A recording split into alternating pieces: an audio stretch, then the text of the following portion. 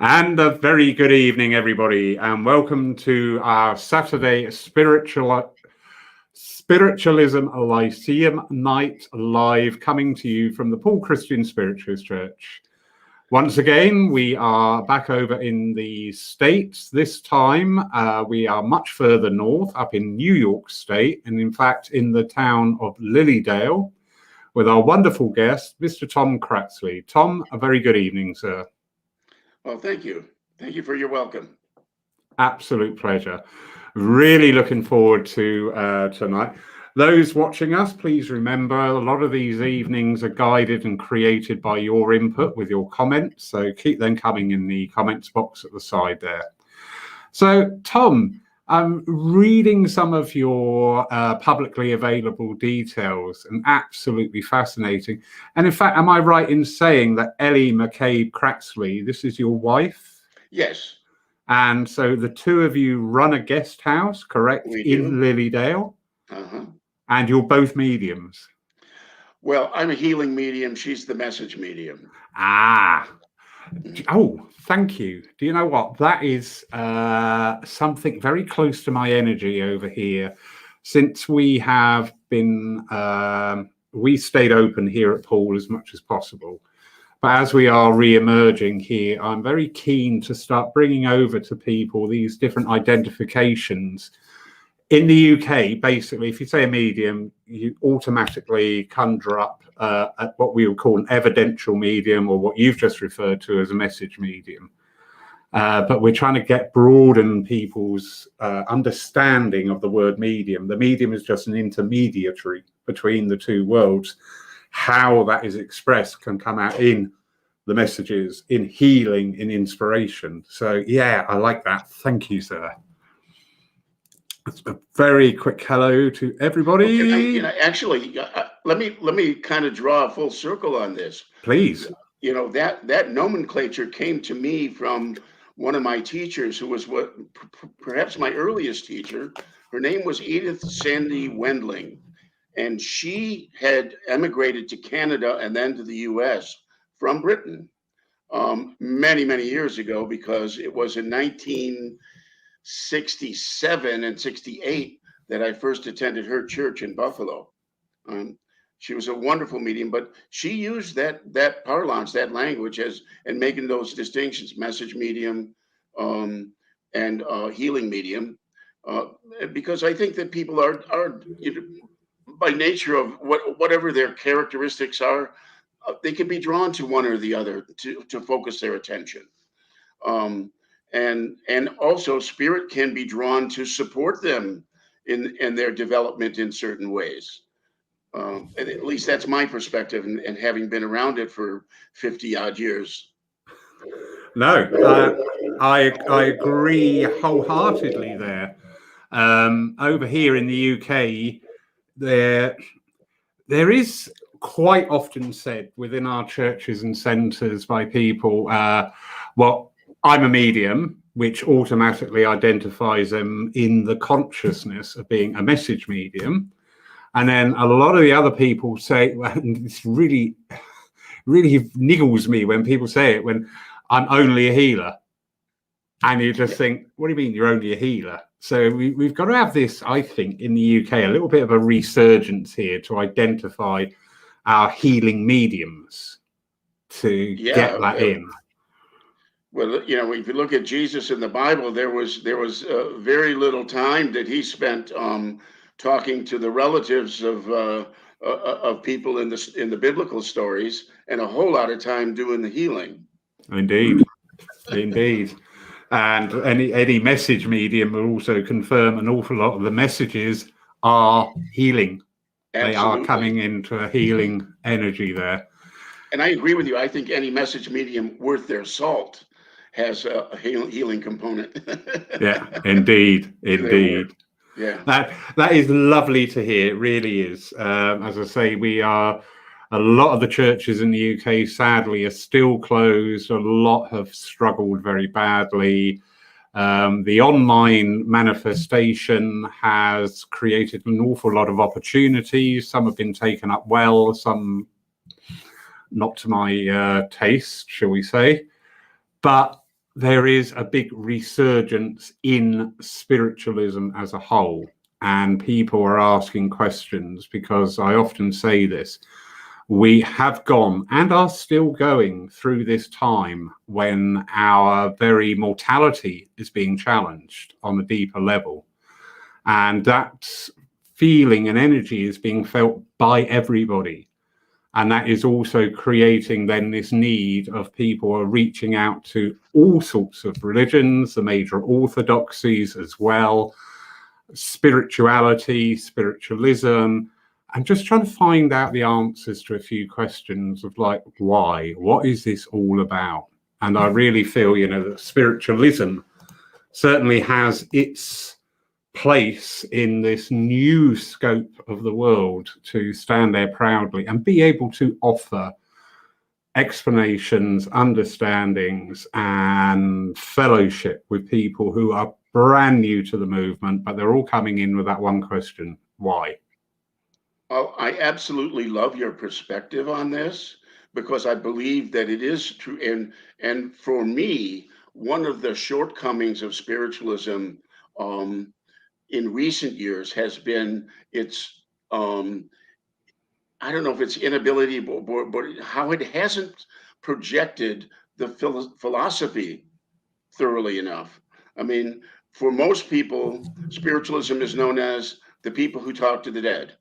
Yeah. And there isn't much more of an understanding of us than that. And we need to present in a better way to the world the brilliant, I think, and most wonderful aspects of our philosophy, which really can contend with the struggles of the world right now, especially when it comes to natural law.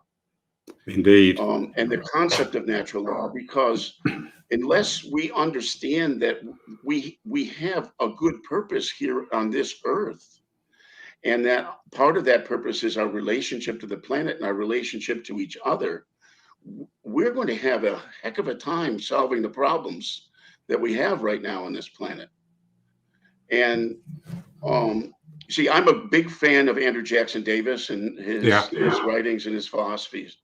And he detailed these notions again and again in his writing, but also he detailed kind of an understanding of the human psyche that, to me, was maybe puts him as the first great modern psychologist in understanding the levels of development of consciousness. I'm not going to say the development of the mind, but it's more like development of consciousness until you get to those high spiritual states. But all of it involves being integrated here and now in this world, not escaping. And that's so important. And I also must, I also want to dovetail on what you said. I do believe people are searching now.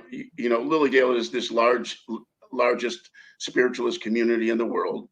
And this summer, we have been busier than we have been in years. So this reinforces what your observations are and have been. So thank you. Wonderful. And just very quickly for people that are joining us, and thank you for all the wonderful messages coming on here. We have Bulgaria, Stockholm, Sweden, UK, and Ireland being represented. So wonderful people. Lilly Dale itself is about 600 miles east of New York City, but still in the state of New York. And reading up on it, you have something just under 300 full-time residents. Am I right in understanding that to be a resident in Lilly Dale, you need to be a spiritualist? Correct.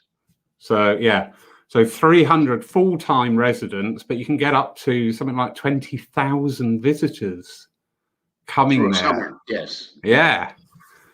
So absolutely awesome. We don't have anything on that scale over here, which is because we are a smaller country, so everything tends to be scaled down.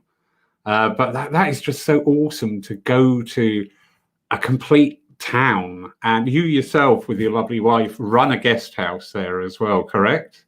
Correct. So and we have visitors from all over the world. Yeah. Absolutely.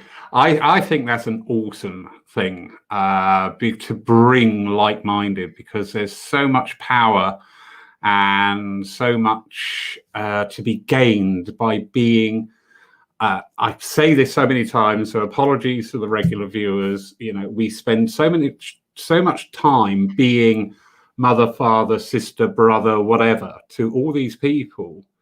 But when we interact with spiritual and spiritualist people, we can actually be ourselves. All the masks are taken off.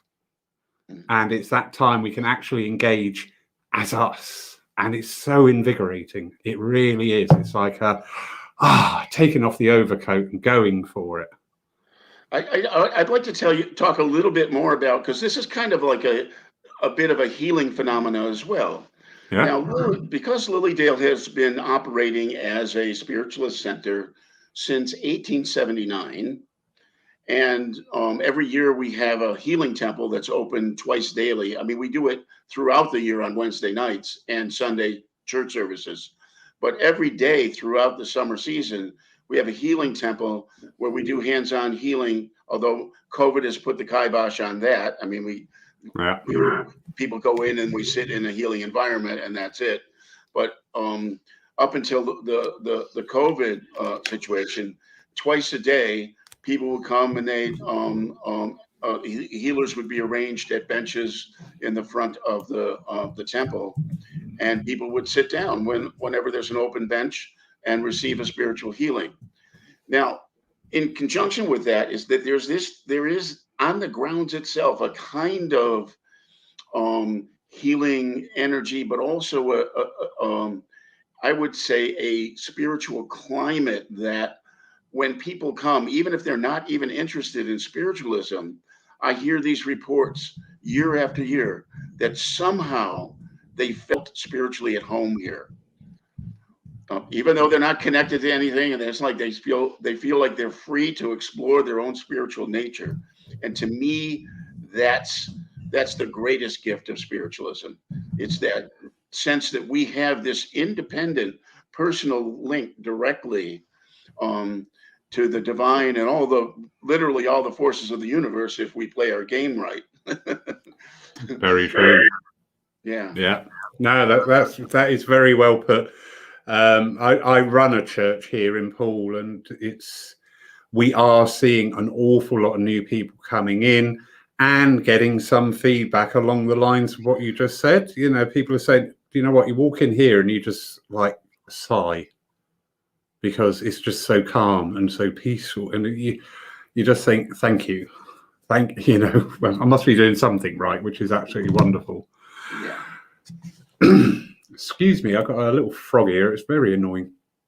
So you have developed this system, the restructuring method of accessing and releasing and transforming unconscious resistance patterns. Could you tell us a little bit about that, please, Tom? Yeah, sure. I probably helps to give you a little background on how I developed it. Please. When I was a young man, I worked a full decade in inpatient psychiatry, and I was kind of frustrated with the direction of things then. And at the same time, I had done a lot of exploration of sort of mystical traditions and understanding consciousness from a different standpoint. And I was very frustrated with the psychological notion that the best you could do for people who were psychologically troubled was to give them good coping strategies. And I'm a man for transformation. I don't stand for this coping stuff, because I honestly believe in true healing and in transformation and real growth. Because I noticed it in my own life. I've seen it in other people. I go, why do we have to maintain this philosophical? And now, like 30, 40 years later, there's more energy going in that direction. But still, I think a lot of mainline, psychiatry and psychology still has that coping strategy on philosophical underpinning, unfortunately. And but anyway, so I knew that somehow that we could change. I didn't know exactly how to, and I'm talking about fundamentally changing. I didn't know exactly how, and so I played with a number of different things. Um, and there were three important people that I have to, along with Andrew Jackson Davis, by the way, because I can't I can't dismiss him and his thoughts. But in terms of the modern thinkers, Roberto Assagioli and Robert Fritz were very important. And then I'll fill in the last piece later. But Roberto Assagioli was an Italian psychiatrist, a contemporary of Carl Jung's. And he had a similar understanding of how the mind was organized, self-conscious, subconscious, and superconscious. But the thing that struck me the most about his understanding was one thing he said: the way to the superconscious is through the subconscious, which essentially means you can't bypass your personal garbage to get to higher states of mind, right? And I didn't like that, but I knew that it was true. I hoped, well, maybe I could just meditate and forget about all that stuff. No, but it doesn't really work that way, not at all. And so I knew that was true from just having dealt with my own things and recognizing that as I dealt with my own issues, I felt freer. I knew that there was something fundamentally important about that. And then Robert Fritz, he was a man who studied a lot about creativity and written some books on it, the creative process. He developed this structural consulting methodology. Basically, he would take people through their issue and detail how they do what they do, and produce results they don't like. Right? So, and then when you examine those details, they can at times, but just by examining those details, they can interrupt the pattern and then not continue forward with it. But that was some useful stuff. But then the thing that really got to me is that I knew that was, temporary. Those things are temporary fixes. And I attended a workshop run by a chiropractor and his wife, and it was called a releasing workshop. And in this workshop, they would have people tell about a problem or an issue, and they'd look at them. They were very in tune and very, very psychic. They would look at them and say something like, "Release hate for your mother in ancient Afghanistan." And they'd encourage the person to make that statement, and then they'd feel a relief with the issue. Let's say they had a pain in the shoulder or something like that. Well, over the course of the weekend, I observed 3 times when they addressed issues of mine. A couple of them were past life things that I had no concept of. I did feel some little shift, but the part where I really got the most result was when they suggested something that I let go of in relationship to my understanding of my relationship to my father, and something that happened. And that I had total and complete understanding and knowledge of the event and the issue, et cetera, on many levels. And when I made that statement, I could feel a realignment, Interesting. in my body and my consciousness. So, then I knew I had, then that was the key. So the basic philosophy is this: if you get to the place in which an issue was first generated, that is, and it always comes from some old trauma. So if you get to the core trauma and you reassess how you relate to that trauma, you actually liberate yourself from reacting to it again. And but the other key to this is it's not just a mental orientation, it's multidimensional. We are, in essence, multidimensional beings. We exist in a number of dimensions of lineage. We exist physically, etherically, emotionally, mentally, spiritually, in all these levels. What I try to do is support people get into a state of what I call hyper awareness around the issue, and then I do a regression with them back to its source, meaning the first time they ever created or experienced it in their soul's history. Sometimes they go back to childhood, sometimes they go all the way back, to some past life. I have no, I don't use any psychic ability to do that for them. I think it's important that they follow that train themselves. Where I do use my intuitive abilities is when they're present with the memories, is to help get them to make the right decisions that will liberate them from being trapped by that memory going forward. And what happens is by the time they're finished with the session, they feel totally peaceful, totally comfortable in the midst of that memory, with the sense they've taken back their power and they have whole new sets of options in relationship to it. That is really interesting. And you are not the first to work in this field. Oh, no, We've had a couple of speakers on talking about that. In all fairness, the two that we had on focus much more on past lives, but I love the fact that you're working as well very much with this life. I think sometimes it's very easy to say, oh, this is all from a past life, but actually, the point of where we are today, we've gone through sometimes a hell of a journey. Yes. And to go looking in past lives, just hang on, it was last week, love.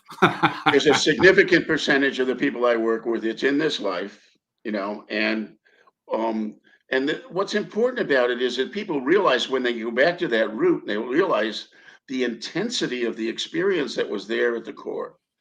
And the reason these things stick with us is because at the time of the original trauma, we are convinced that we are utterly powerless in relationship to it at the time of the trauma. And if you feel utterly powerless in relationship to something, you don't want to keep looking at it. So that's why it becomes unconscious. We pull the shade down, but we have to live the consequences of the decisions made about it. That's why this helps, popping the shade enables people to kind of, oh, I can reevaluate this now multidimensionally, and then it's done. Because it's pretty interesting. I've seen there are a lot of methodologies out there that claim to be, transformative, claim to help people get, but there are not a lot of them that actually get to deep core. Yeah. And that it makes very good sense. What you said earlier on about the coping strategy with things. It's a bit like putting a plaster on when you actually need stitches. And that gash is, you can hold it together, but actually you need stitches. You don't need the plaster, you need the stitches, get it done, and then it can heal. Lovely Joan from Philadelphia. Good evening, Joan. She's asking, does your approach encompass mindfulness to help in the beginning? It's kind of, in a way, it's all about mindfulness. In a way, it's like the client discovers something that's in essence a part of there. But I don't actually use a mindfulness technique at all. I don't know if the person is specifically referring to a mindfulness technique from, let's say, the Hindu tradition. No, it's not. I don't use a technique like that. No. Yeah. So you work probably, if I'm correct in understanding, more on the intuitive level of each and every person is an individual, a totally separate and totally unique person. Yes. That will require approaches from all sides of the dimensions. Would that be right? Yeah, yes. Wonderful. Everyone, you know what? And to me, that's been the great joy of doing this. I put this thing together back in 1980.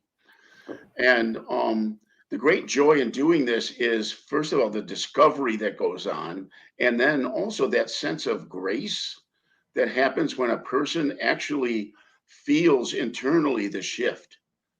And have you done that? You've done some healing, plenty of healing work yourself, haven't you, Lowry? I do indeed. Yeah. Okay. So, and you know those moments, those magic moments when things are really shifting, and wow, Yeah.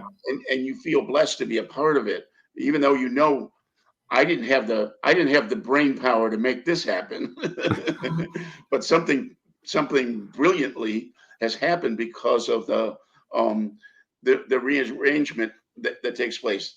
Here's one part of my philosophy, and I think it's really important when you're talking about healing. That what's the philosophical basis behind whoever's doing the healing work?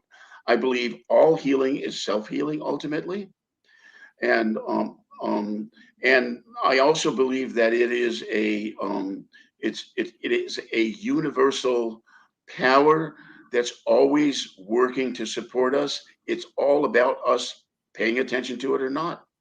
And when we pay attention to it, magic happens. Um, and so and because what has taught me that is just doing it over time.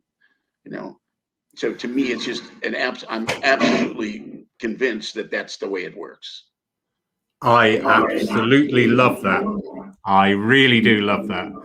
And it ties back nicely to an earlier part of the conversation about this need here to re-understand and re-evaluate our relationship with the spirit world. I will say this, and some people may disagree. Absolutely fine. That's why we're all here, is to debate things. I do think in general, people in the UK that attend churches, centres, etc., do approach it from this energy of, right, what's spirit going to do for me? I want a message. I want healing. I want this. And it's almost like it's a service industry in some people's approaches to it. And I work really hard to try and bring in that other aspect of, it's not a service industry. You've got to work as hard as they are. You raise yourself up to meet them coming down to meet you. If you're just going to sit there on your sun lounger and go, bring me healing, good luck. Yeah, I agree. Yeah. And it's interesting. I always say that here's another thing I say: spiritual phenomena of all forms is purpose driven. Okay, and you don't decide the purpose. Mm. Yeah, it comes from a higher place. Yeah. Because quite often people will say, well, why don't you see the phenomena you used to see? And I said, well, why should you? And why are you asking me? Ask them. Yeah, exactly. Well, and Davis himself was a bit perturbed at the focus, and we're talking way back in at the turn of the century. He was perturbed at the focus on physical phenomena and some of those things because he felt it was distracting from the spiritual progress of people. Yeah. Yeah. Oh, look out, Tom. I'll be on my soapbox. I'll warn you. Yeah. Yeah. Lovely. Sue Townsend asking the question here. How do you encourage or sow the seeds for people to start to address their issue in order to clear them and also have a greater understanding of who they truly are? Well, it's all about what I call a misery index. Nice. Right? So people, if you encourage people to kind of be in touch with their misery, right? And because the only way we get by it is by coming face to face with it in some way, shape, or form. And that goes back to what Assagioli was talking about.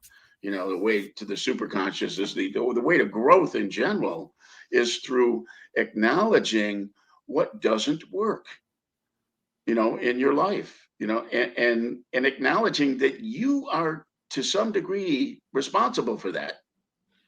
And once we accept those things, then we have some way to move forward. So those are the seeds that I would sow. And, in our culture, we have a well, especially in the U.S., probably even more than in Britain. We have this, you expect to put money in the machine and fix everything. Yeah. There's these magical expectations that actually don't work when it comes to personal transformation. You know. Very true. Very true. Yeah. People's approach to development of defining what they're going to develop as, and you think, well, is that in your energy? Is that in your life plan to be one of these? You may become a great artist. You may become a great healer. You may become a great homemaker. But here you are knocking at another door all the time. Interesting. Do you know what? I'm going to be so occupied. When I get back upstairs, I'm going to love it and go, oh, right, I've got it now. Well, you know, what you just said is interesting, because I can remember my earliest days of sitting in development circles. And back in the day, and I taught when I conduct some of the development circles, I've been doing that this summer in Lilly Dale. The person who did it for many years had passed on, so I've been taking over a couple of them.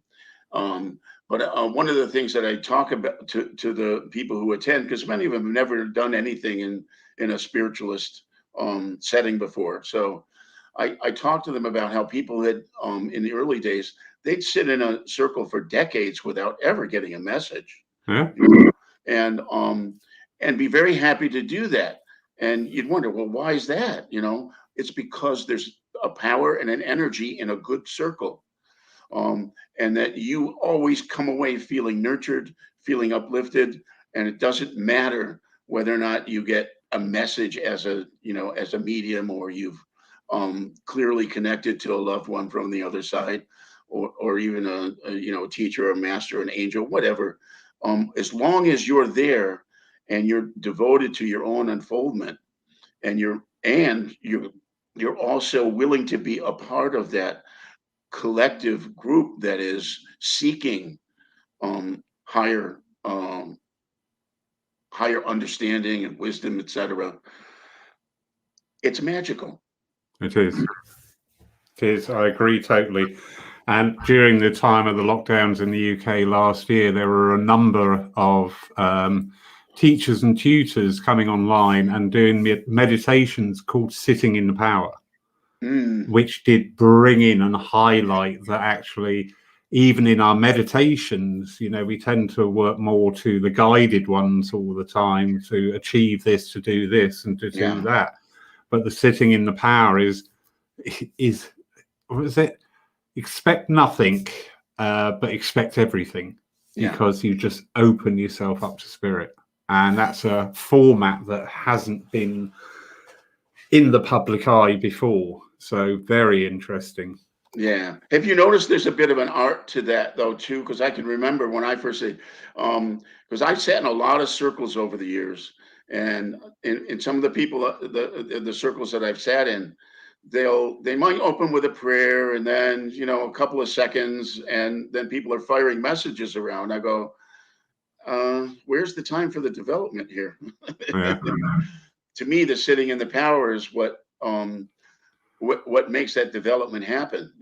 I have no qualm with people doing the message work, but build the energy first. Sit in it. Let yourself be lifted in some way, or to me, that's the real importance of that work.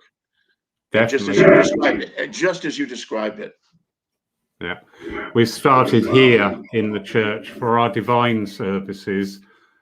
We have healing in the church, and for about half an hour before the service starts, and that is bringing in a whole new dimension to our services. It's really interesting.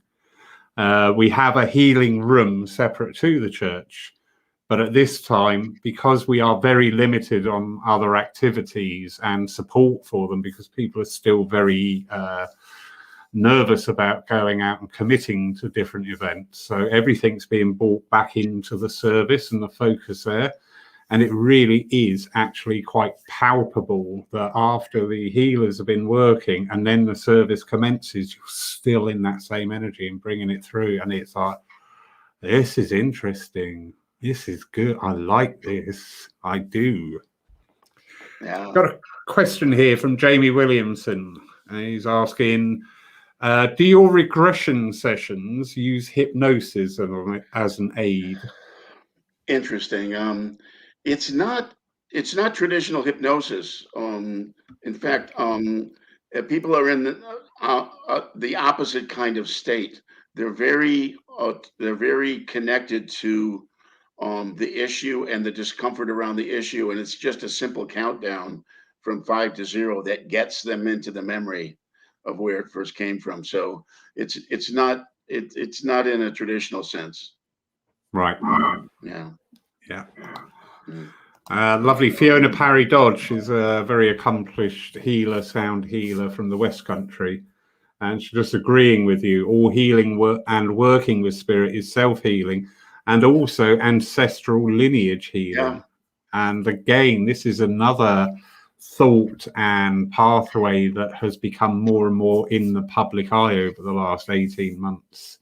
And makes quite a lot of sense as well that we do carry forward sometimes the ancestral, so the archetype history of us is also sometimes something we need to examine and understand and to work with, to work out. Well, that's tied into I have a notion of species consciousness. Okay. And as a species, we do have the duty of undoing the damage that we've done as a species. Hmm? So, and that's tied into that, working with the ancestral lineage. Yeah. Yeah, very interesting, because we are just beginning to just touch the very, very, very edges of the true meaning of us living forever, of eternity. And when you start working in that sort of field, it makes this life, you look at things and what was ignored suddenly actually becomes quite important. And what seems important to us in this physical condition sometimes is actually nothing. It's trivial. It's not even worth a second blink. But it brings in other facets. We got to say, well, do you know what? Yeah, I've got a responsibility. I am part of this web. I am part of this clan or this tribe. And I do bear a responsibility. And I need to make whatever to bring that out and reach that point of balance once more. How interesting. Mm. You know what? It sounds terrible, but sometimes I can't wait to go back home because I sit here and I really struggle with things and I think, oh God, come on, tell me. But I know in the physical condition, you're not going to probably Right. gel at Yeah. all. Well, do you know who Wim Hof is? No, The I don't. Dutchman, the Iceman. No, he's called the Iceman. He says something that's really wonderful. He's a man. He got into uh, learned how to do a breathing technique and developed his own methodology around it um, to get him out of a personal crisis. The crisis was his wife committed suicide, and then he was left, just with huge questions, a real existential crisis, and he sought for answers. And he as he started doing this work, this breathing work and exposing himself to cold, a combination of things. It transformed him. And what he says is, look, it's really clear that we're here just for a couple of reasons. Here to be healthy, happy, and enjoy life. It's that fundamental. That is very much my philosophy. I will say to people, listen, we were put here to be happy. It's only us that makes it miserable. Yeah. Yeah. Lovely Julie Caswell from London just saying, in lockdown, she spent a lot of time looking within herself and found quite a lot I didn't like about myself, and came to the conclusion you've got to own it before you throw it. Absolutely. Beautiful way of saying that. Thank you, Julie, for that. Yeah. It's just a lovely way of rephrasing how that all happens. And you must, as you've thrown these things off, I'm sure you feel a lot freer and a lot clearer within yourself. Yeah. Yeah. Yeah, that actually very well put. That is very well put. Well done, Julie. Yeah. Because it's true, isn't it? It's very easy to keep things at a distance and not a personal level. And oh yeah, well, that only happened because they did that. Whoa, whoa, whoa, whoa. Yeah. You still did that. Guess what? Yeah, so much of our life is fantasy. It's just our personal fantasy. Yeah, Whether negative fantasy, positive fantasy, we've got, and then when you take the time to just understand that this fantasy has these repercussions, this fantasy has other repercussions, then just as Julie probably did, in just looking at, oh well, okay, this is easy to throw away. yeah, excellent. Yeah. You mentioned earlier that you were in, pardon me, clinical before you became Yeah, I worked in psychiatry. Yeah. psychiatry. Beg your pardon. Yes. So from the psychiatry, working in that energy, did that open the door to the spiritual pathway, or was the spiritual No, pathway there? that was always there with me, Valerie. I started as a teenager. I was always fascinated by the whole paranormal. I read Edgar Casey books. We had a theosophical library in my city. I'd go down to the theosophical library and read those books. So it was always it was an important part. The Masonic life, some of these mystical traditions, I had already steeped myself in that stuff. Excellent, excellent. Yeah.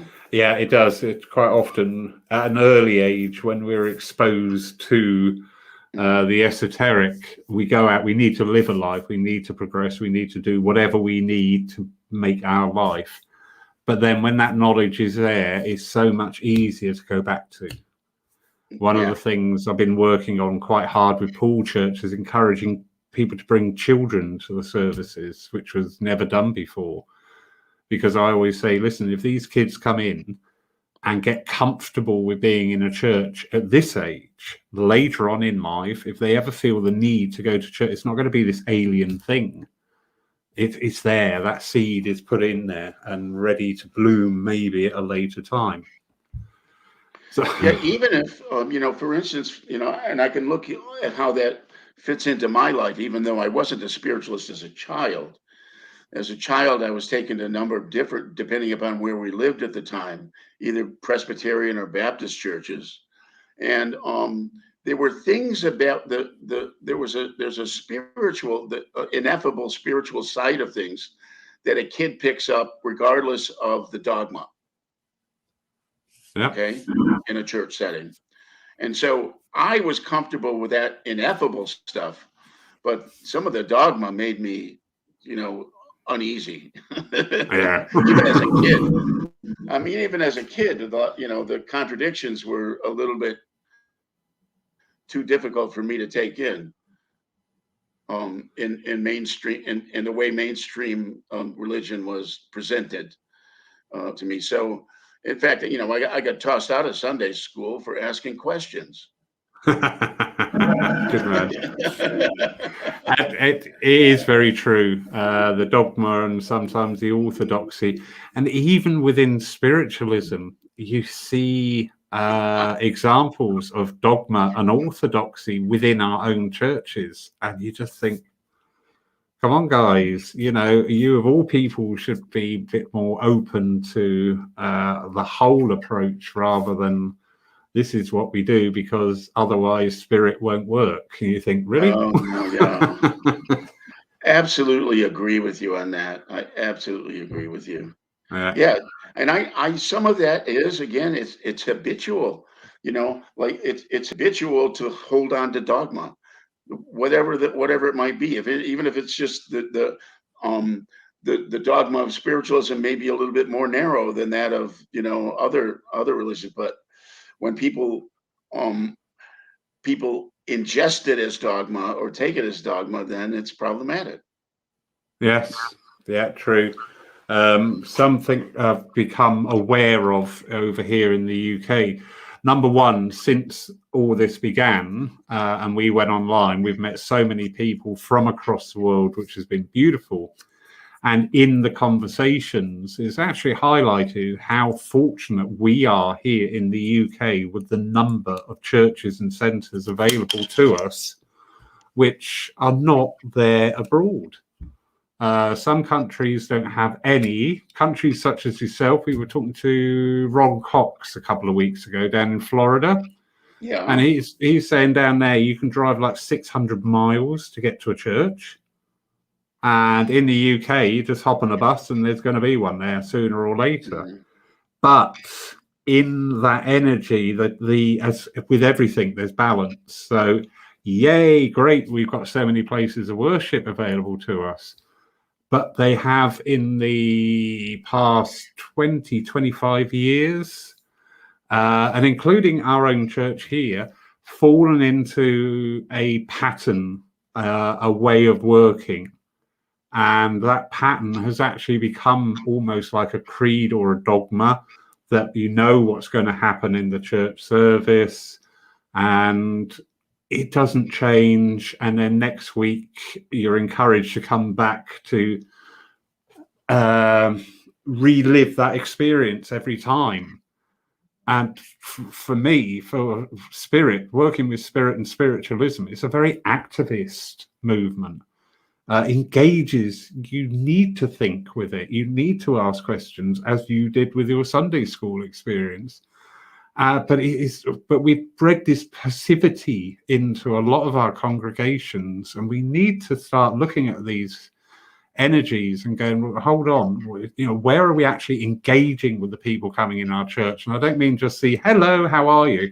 I mean really on a deep theological level of making people think. We've started doing a Lyceum service here once a month in church, and I was absolutely elated. People were sat in the congregation taking notes of the books that were being referenced, and I thought, yeah, I'm very easily pleased. But yeah, we have a thing called Thought Exchange here twice a week over the summer, and it harkens back to the early days of spiritualism when people used to meet. They'd get together. It wasn't just mediums, but it was everybody exploring new ways of understanding spirituality, right? And there would be large gatherings, all throughout the Northeast in the U.S., right? And part of those was open discussion on all theological questions, all spiritual questions. And so what we try to do here on those two nights a week, we do it's an hour-long session. When people come in, they're invited to write questions that they might have about any of the stuff, psychic phenomena, mediumship, spiritualism, philosophy, all those.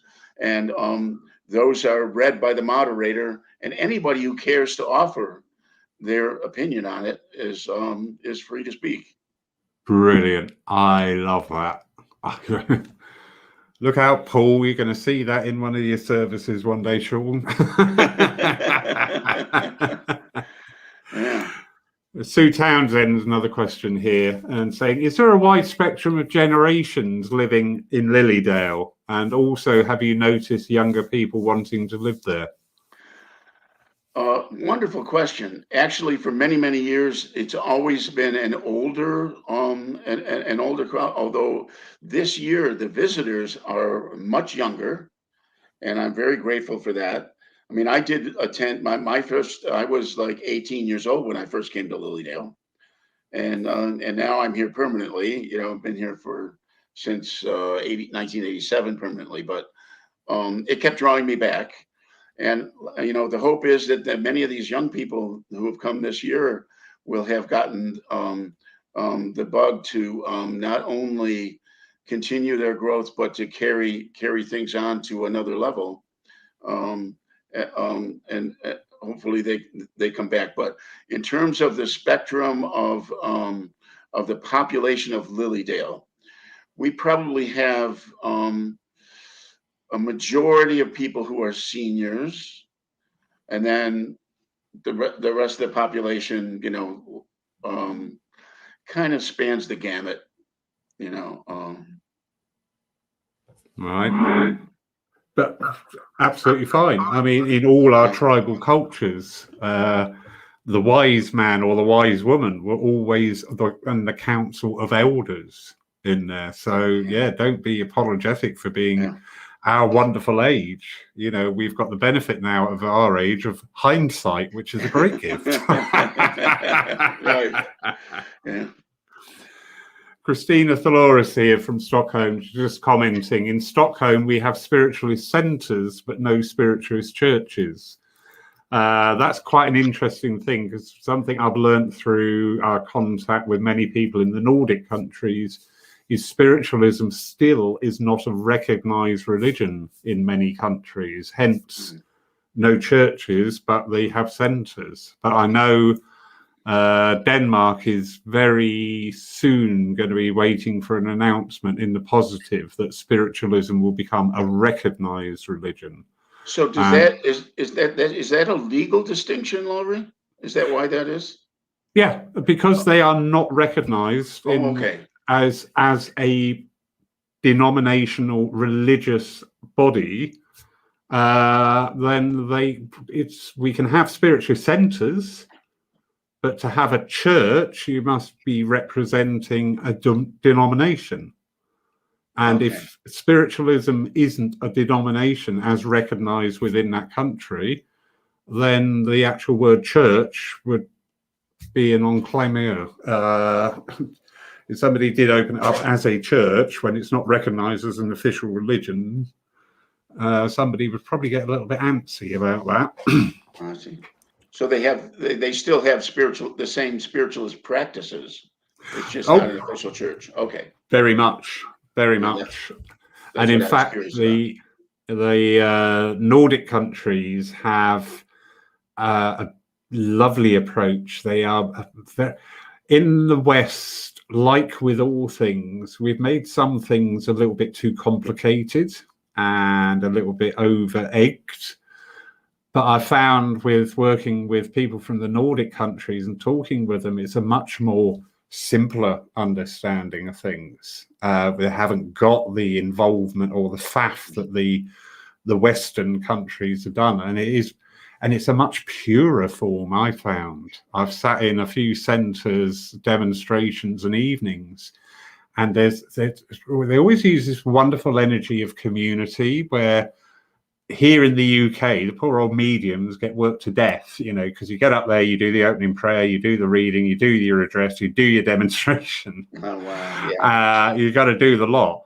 But I found with the Nordic countries, it's very much more of a community effort where somebody will do the prayer, somebody will do the reading, somebody will give that address on the reading. 2 or 3 people may become involved in the message mediumship. And it's just got a new feel. It's really organic. It's nice. It is. It's like a wonderful way. So we got Joan from Philly. I will be visiting Lilly Dale in the future. Can you recommend a guest house or a hotel in Lilly Dale there? Well, Lilly Dale has hotels. Yeah, it has the Maplewood Hotel, which is at the center of town. It also has one that is just outside the gate called the Leyland Hotel. So yeah, there are the Lilly Dale hotels that many people enjoy and come and stay year after year. But we do have that. Ours is called Harmony House, and that's after the harmonial philosophy of Andrew Jackson Davis. I chose to name it that for that reason. And you know, I don't know if this is a side story that I love to tell, because the house, well, Spirit bought the house with me. Okay, here's how it worked. I was walking down the street, and this was in 1992, and I'm passing the house that we now live in. And all of a sudden, I get this voice. I hear this voice from Spirit. This is going to be your house. And I said, yeah, with what? You know, so I didn't have that much money aside at the time, right? So I said, I stopped myself. I go, okay, well, maybe I should investigate this. So I proceeded to investigate. found out that somebody had made an offer on the house that was refused. So I made an appointment with the owner, and I put in an offer which she accepted, but I didn't really have the down payment money for it at the moment, and I offered it.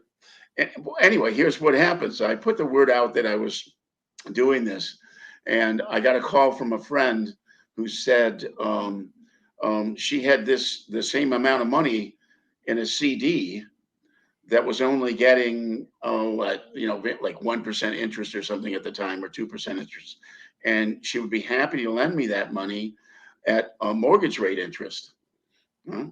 So, which is so, and it was the exact amount of money. So within a couple of months, I had the house.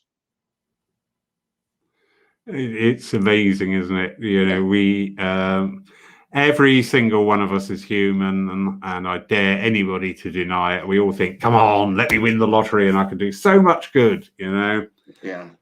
But we always get what we need. Yes. We always get what we need. Yeah. I have a similar story, just on a slightly different vibration there. Quite a few years ago, my partner's car just died. It just went, no more, I'm going. And neither of us were particularly well off, and we were looking at cars, didn't want to go into a death trap car, but wanted something that's going to be reliable, because at that time also I was doing a lot of traveling, going out doing services. And no word of a lie, I walked past a bookmakers. Do you know what they are out in the States? Oh, yeah. Yeah. And I just stopped and I walked in there, and they have a thing called the Irish lottery, which where your wife comes from Ireland, I see. Mm-hmm. And there was a bet that you do, if you put 3 numbers on and won, you won £600. Because that morning we'd been to see a car which was £600, and it was ideal. And that afternoon, I walked into this bookmaker's. I did 3 numbers, and I stood there. And 4 minutes later, I got £600 in my hand, and I went, "Thank you." That's beautiful. Yeah. It's never been repeated. I've tried. It has never been repeated, but it was just like, come off it, Yeah. Beautiful. So yeah, there was something else I wanted to talk about. Oh, Please. is there time to do a healing meditation before we close? Indeed, we are. I always say we're on for about an hour. If we overrun, you know what? It's absolutely fine. Nothing is set in stone. So yes, that would be beautiful, Tom. Thank you. Right, because I find that the most important thing that we're doing right now, anybody that's on a spiritual path, is whenever possible, is to be connected to our role in the transformation that's happening on the planet right now. The Earth is in a healing crisis, and as insofar as we're able to link and connect with the higher forces that are always working to help bring us into balance, we are contributing to the healing. And so it's very important that that when we, as often as we can, and I try to do this on a daily basis, 2 things. There's 2 levels of connection I want to help foster in this meditation. First of all, the internal connection with you, between yourself and the healing that's always being offered to you personally. And then I want to expand our awareness, and it happens organically in the meditation, to the entire species and the entire planet, and recognizing that these forces are at work in the planet, and that we can be forces that harmonize ourselves with the healing that's seeking to take place here now for our species and for the world. So it's that simple. So the metaphor that I use in this is a flame of wonderful healing light and love, and the flame starts in the heart, and it intensifies love and warmth and openness and healing throughout the chest, and it has the capacity to take on, consume, and transform all tension, constriction, and imbalance into peace, harmony, and well-being.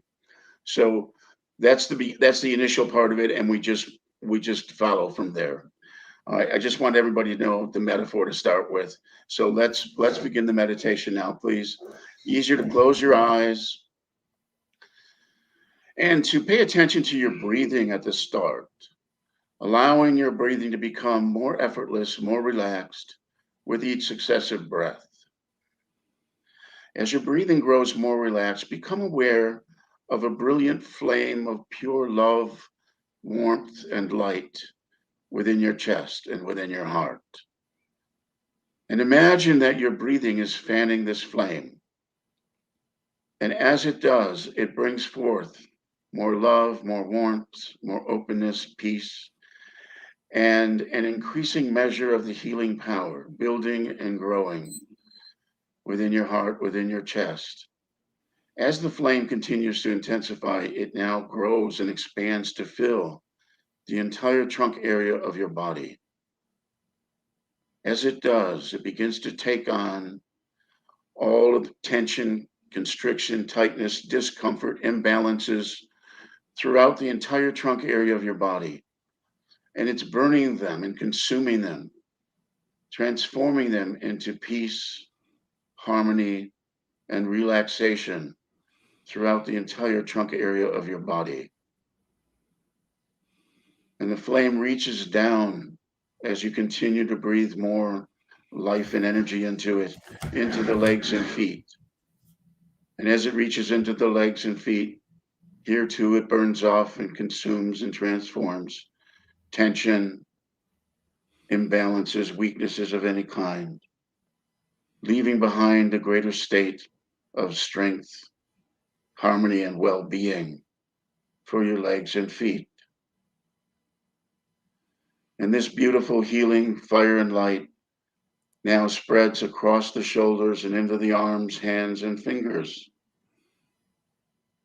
And here too, it takes on all tension, constriction, imbalances, discomforts, and burns them off, consumes them, and transforms them into relaxation, harmony, well-being for your shoulders, arms, and hands. And the flame reaches up into the neck and head. Here too, it burns off all discomfort, imbalances of any kind, leaving behind a greater state of relaxation, peace, and well-being throughout the neck and head. Also, as it burns brilliantly throughout the neck and head, it takes on mental contradiction and emotional conflict. Offer any contradictory thoughts you might have or emotional conflict feelings. Offer them up to the flame to be consumed and transformed into peace of mind and clarity of thought.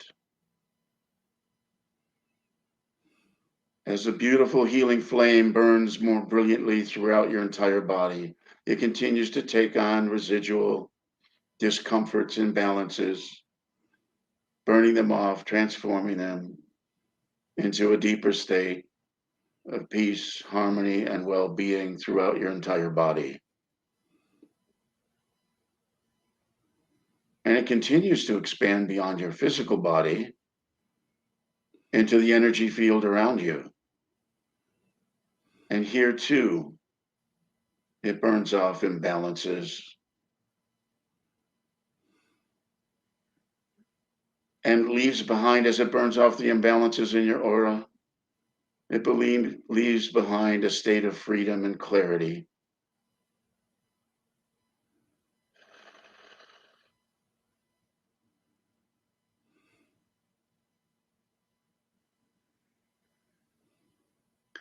And know that everyone who is currently doing this meditation now, we're all in alignment. All of our flames are burning brilliantly with this wonderful vibration of infinite healing, love, and light. And that creates a greater flame, that burns within our entire species. Allow yourself to expand into that greater energy that we create, the magnification that is created by us doing this together with an intent, not only to bring healing to ourselves, but to bring healing to our world and to bring healing to our species.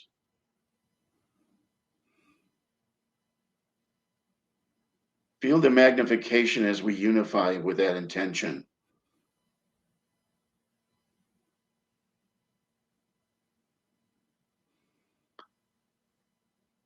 And as we do, I want you to imagine, hold your hands as you're feeling the energy within you and around you. Hold your hands with your palms facing each other at a distance apart and feel the energy in between.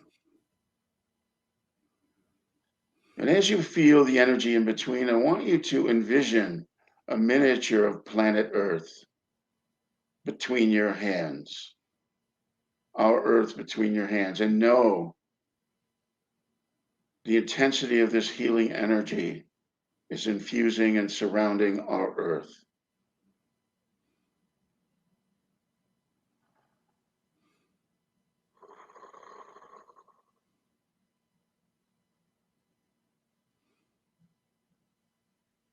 As it infuses and surrounds our Earth, no, it's also increasing the strength of it around you. By the law of resonance, we're all on this Earth. And these intentions support each and every one of us in living lives that are more harmonious with what the true destiny of this Earth is about.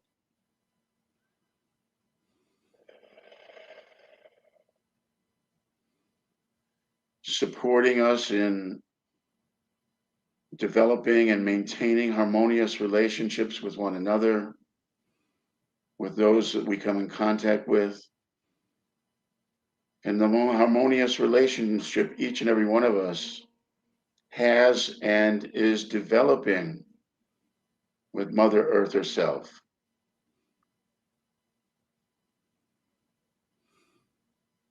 Let us be in the silence for a few moments while we allow the wisdom and the healing of those intentions to serve each and every one of us, to serve the planet, to serve our fellow human beings.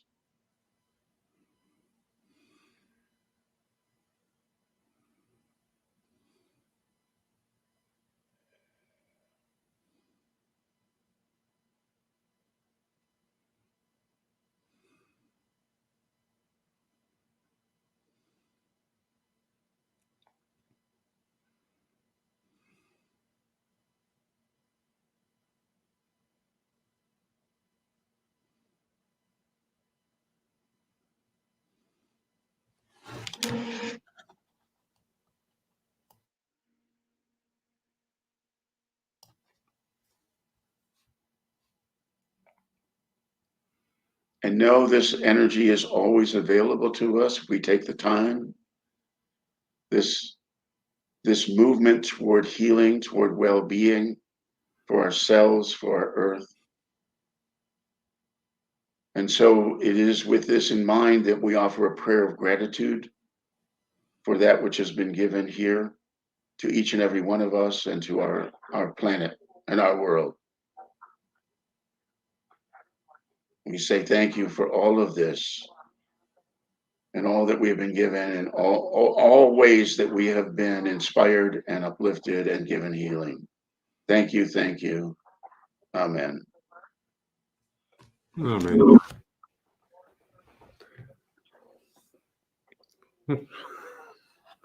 Well, I want to thank everybody that participated because what's in there, and when I'm in a meditation like that, I can feel the connections. I can feel the sense of so I want to thank everybody that's been part of that, and especially I want to thank you, Laurie, and what you're doing with your church and the outreach you're doing. I think it's brilliant and wonderful. And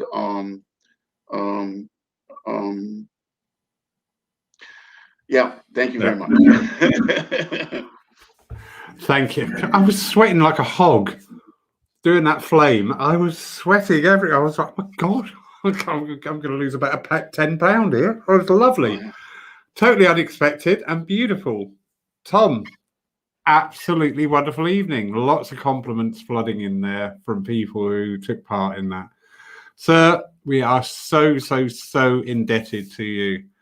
That was a beautiful evening, and that little bit of magic at the end there, which I didn't expect, but was really, I'm normally the one that leads the meditation, so it was quite nice that I could sit in a meditation and not have to do it. I was like, oh, holiday for me. So thank you. Yeah. Thanks. All our best wishes from us here in Poole and everybody across the world who's watching us tonight towards you. I have put a link in to the Harmony House guest house in the comments column there. So if anybody is thinking of going that way, you already have a link and an interesting host. Yeah, and that's a link there. If they Google Harmony House, there are links to myself, my website, and also the my wife's website. So that's yeah. Yeah, absolutely. Oh, by the way, I forgot to mention, I am doing a training for the restructuring in October here in Lilly Dale. Is that in person? Yeah, it's a 3-day training for people to actually take it and use it in there as a tool in their healing arsenal. How wonderful. How wonderful. Anyway, Tom, sir, thank you for your time tonight. Thank you for your knowledge and your expertise. Absolutely beautiful. If you want to send me a link to your 3-day event, please do. And I will post that on here on our pages, so to get that word out there, because I know it's wonderful to do all these events, but people's support at the moment can be a bit wavering. So yeah, anything I can do to help support that, please let me know. It'd be my pleasure. Everybody, thank you all for joining us tonight. Please remember, next week we will not be live on Saturday night. This is due to a demonstration of trance physically here in the church. So we are having our Lyceum night on the Friday night. And we have Simon James and Brian Robertson talking to us on the Spirit of Youth movement. So please remember, next week, not Saturday, Friday night, 7 p.m. BST. So good night, everybody, from me and Tom, if you'd like to say farewell. I'd like to say farewell. And could I stay on with you for a couple of minutes afterwards? It's okay. By all means. Yes. And to all those who have listened, and thank you for being with us this evening. I've thoroughly enjoyed this. Thank you.